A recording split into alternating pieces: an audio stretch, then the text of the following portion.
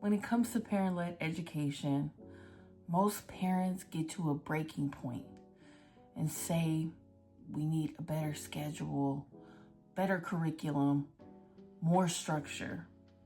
But what if the real problem is that we never stopped to ask, where are we going? In today's video, I want to show you the question you should be asking. Before you choose a co-op or another curriculum or sign up for another school year when you're not sure you really want to.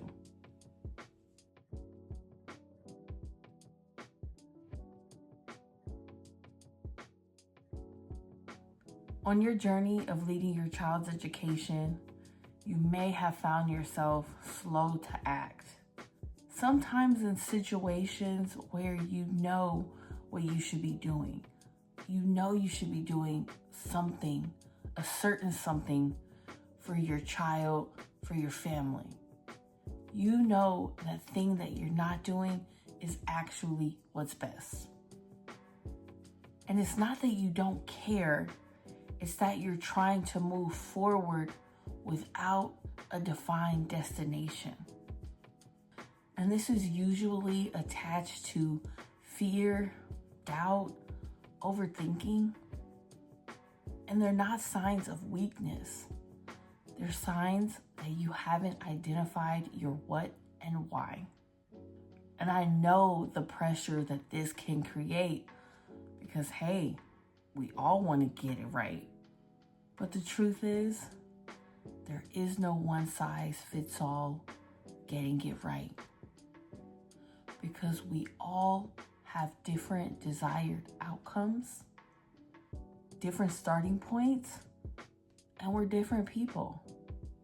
When it comes to leading our children's education and futures, we have to start where it really counts.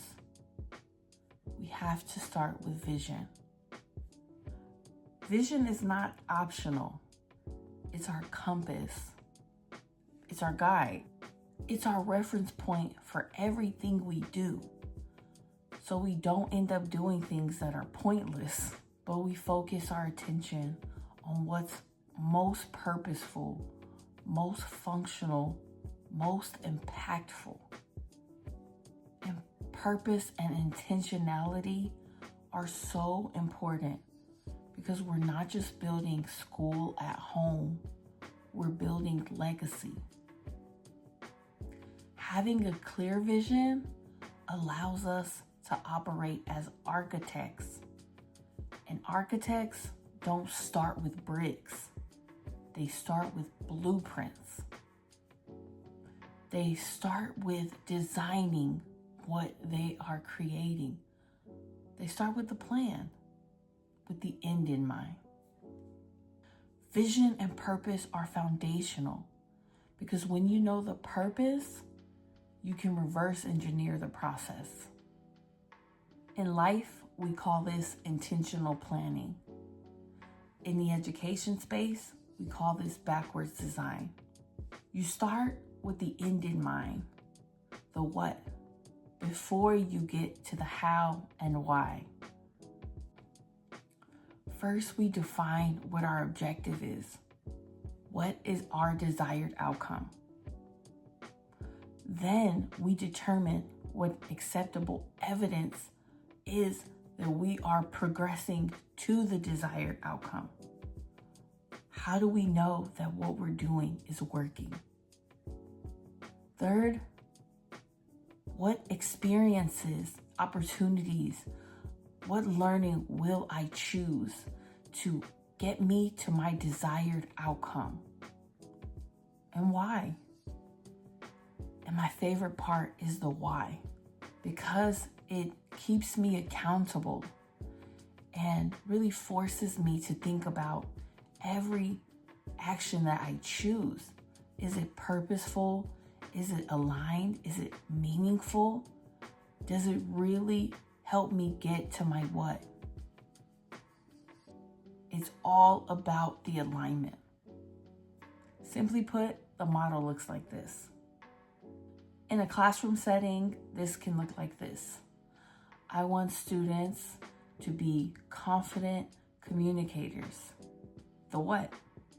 How will I know it's working?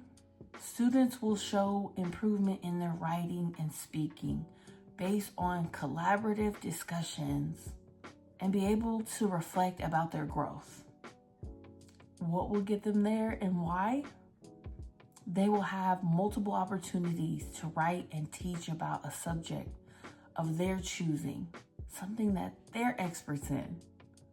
They will teach it to their peers, and they will receive periodic peer evaluations, and they will have reflection exchanges with both their teacher, other students, and themselves.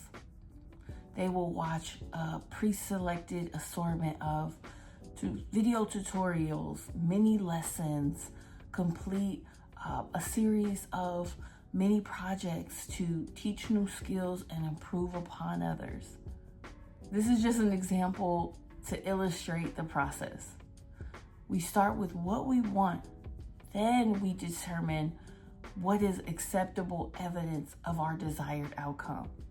Only then do we choose experiences and learning opportunities that are aligned to the desired outcome.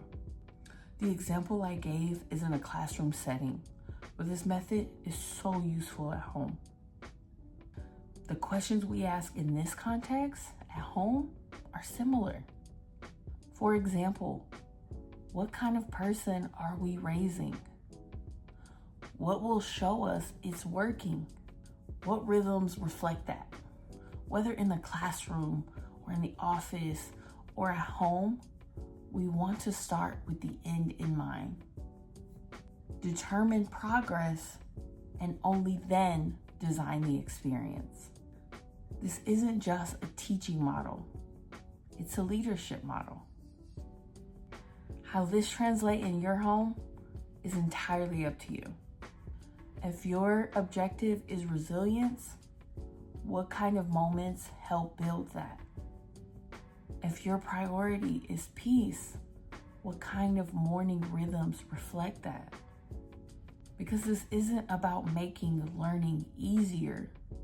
It's about making it matter to you and them. Today, I invite you to start with 3 words, because your first tool as a learning architect is language. What 3 words do you want your children to associate with their childhood education? Use these words as a filter. They are your guide. They are your anchor. They are your compass. I hope you found this video helpful. And if you did, please give it a like. Share it with someone who also could benefit from this message, and consider subscribing. And before you go, I want to know, what would you change right now to lead with vision and not pressure? Drop a comment. I read every single one. Remember, clarity silences fear and often gives us the confidence we need to stop waiting and start acting. You may be figuring it out, but you're not lost. You may not have all the answers, but you're not all wrong, and you're not messing it all up.